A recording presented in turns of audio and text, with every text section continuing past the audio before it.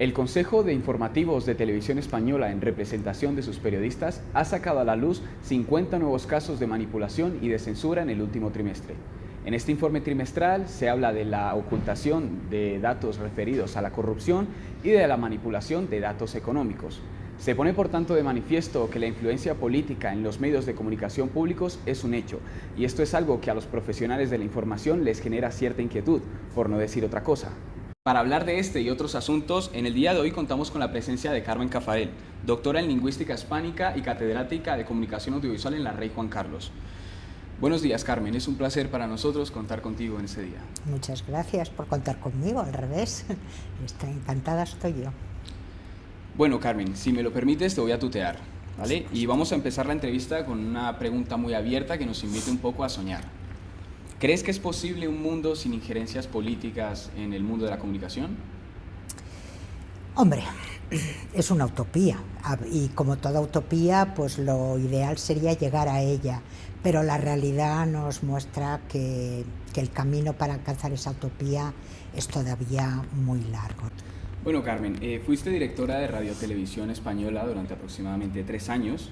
Tu nombramiento se produjo un 23 de abril de 2004, prácticamente un mes después de la salida del gobierno de José María Aznar y de la entrada del nuevo gobierno socialista de Zapatero. ¿Cómo era hasta entonces la relación entre la televisión pública española y el gobierno del Partido Popular? Bueno, magnífica, magnífica. Date cuenta que es en la etapa en la que se produce la demanda por manipulación informativa como consecuencia de las imágenes grabadas previamente al día de huelga que había emitido Urdaci, que entonces era el director de informativos. De tal manera que es la primera vez, ¿no?, que se atiende a una reclamación por demanda de manipulación. Y bueno, durante la época de Urdaci y de José Antonio Sánchez, que es también ahora el actual director, RTV estuvo al servicio del Partido Popular de forma absolutamente descarada. Durante tus primeros años como directora de Radio Televisión Española, concretamente en el 2006, impulsó esta reforma de ley de la televisión española, que entre otras cosas contaba con un plan de saneamiento de deudas y una reforma del Consejo de Administración que pasaba a tener los miembros designados por el Congreso y no directamente por los partidos políticos, como era antes.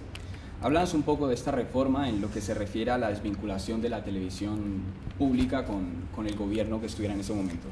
Bueno, mira, yo accedí al cargo porque me creí lo que el presidente Zapatero me pidió, ¿no? Yo no pertenezco a ningún partido político, pero soy y he sido y seré una gran defensora de los medios públicos, porque son los medios para todos, ¿no? Entonces el presidente Zapatero me pidió la desgubernamentalización de Radio Televisión Española y el hacerlo una empresa viable. Y yo me lo creí.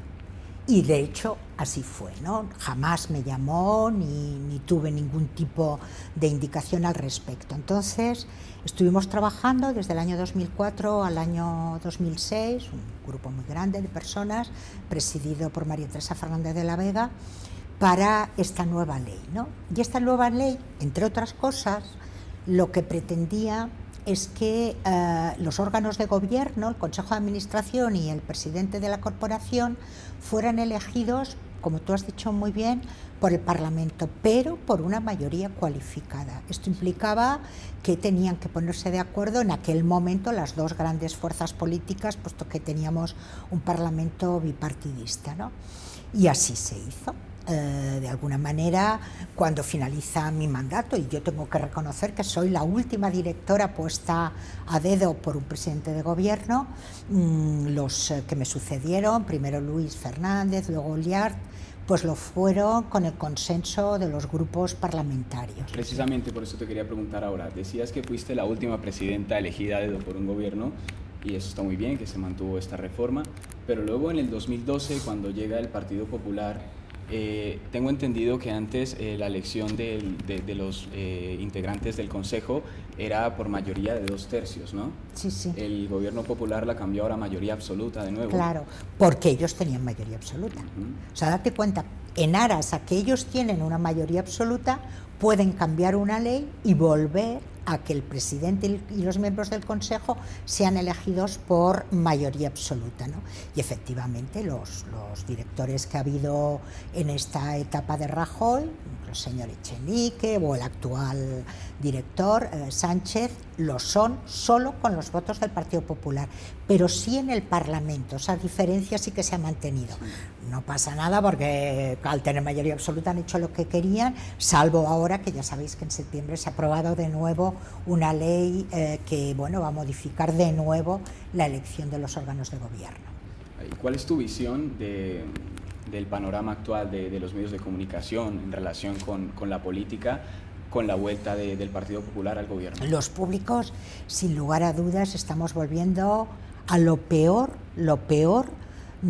que ha supuesto que una institución como es RTV, que es de todos los ciudadanos, sea utilizada de una forma absolutamente sectaria.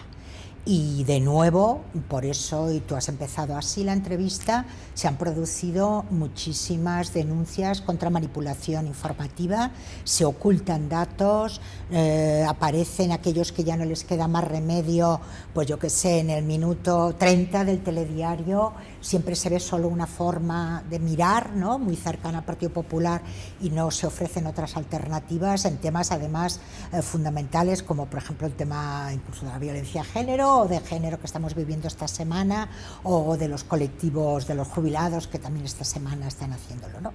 Están haciendo sus manifestaciones de tal modo entonces que yo creo que estamos volviendo a la peor época de RTV, y de nuevo, por tanto, estamos no solamente ante la denuncia de los trabajadores, ¿no?, sino yo creo que de toda la sociedad, que es consciente que ha podido haber otra manera de ver Radio y Televisión Española, como es en la época en la que hemos hablado, ¿no?, de los dos gobiernos del señor Zapatero, que se equivocó en muchas cosas, pero no en esta. Fue una de las cosas que mejor hizo, ¿no?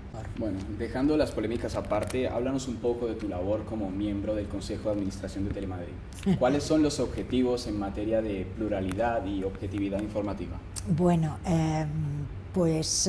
cuando nos eligieron para formar parte del Consejo de Administración de Telemadrid, sabes que éramos 4, que éramos propuestos por partidos políticos, en los cuales está vuestra profesora, y también Pepe Oneto y Maripau Domínguez, que ha dimitido, y yo, y luego representantes del sector privado. A mí eso me motivó el estar, porque pensé que algo podría hacerse para que Telemadrid se recuperara como una televisión que representara a todos los ciudadanos que vivimos en esta comunidad. Porque si hablábamos antes del sectarismo de Radio y Televisión Española, el de Telemadrid no se le quedaba a la zaga, ¿no?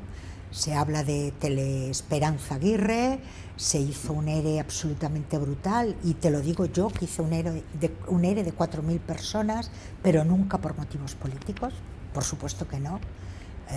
Cada una de las personas que trabajan puede pensar como considere que deba pensar, pero si no fue en Telemadrid, fue un ERE brutal, y bueno, y una televisión que estaba por los suelos en credibilidad, en innovación. Entonces yo creo que el consejo que hemos entrado ahora lo hemos hecho con las ganas de devolverle esa pluralidad que creo que en parte se está ya consiguiendo, y por tanto está logrando otra vez el favor del público madrileño, y la renovación también en determinados contenidos. Tenemos otras misiones, como es el contrato programa, el estatuto de informativos, bueno, varias cuestiones por hacer, y eso mismo en sí mismo es un impulso, ¿no? Porque estar por estar, pues yo no, pero estar por intentar cambiar, y además si lo podemos conseguir mejor, pues yo encantada de la vida, ¿no? Y en eso estamos. Llevamos un año, ha sido muy complicado porque claro, cuando se produce el ERE, la estructura que queda en Telemadrid es una estructura de personal muy afín al gobierno de Esperanza Aguirre, ¿no?, y de los directores que fue nombrando. Por tanto, no hay nada peor que una persona que se declara a sí misma firme candidata de una opción política y no lo oculta, porque no lo ocultan.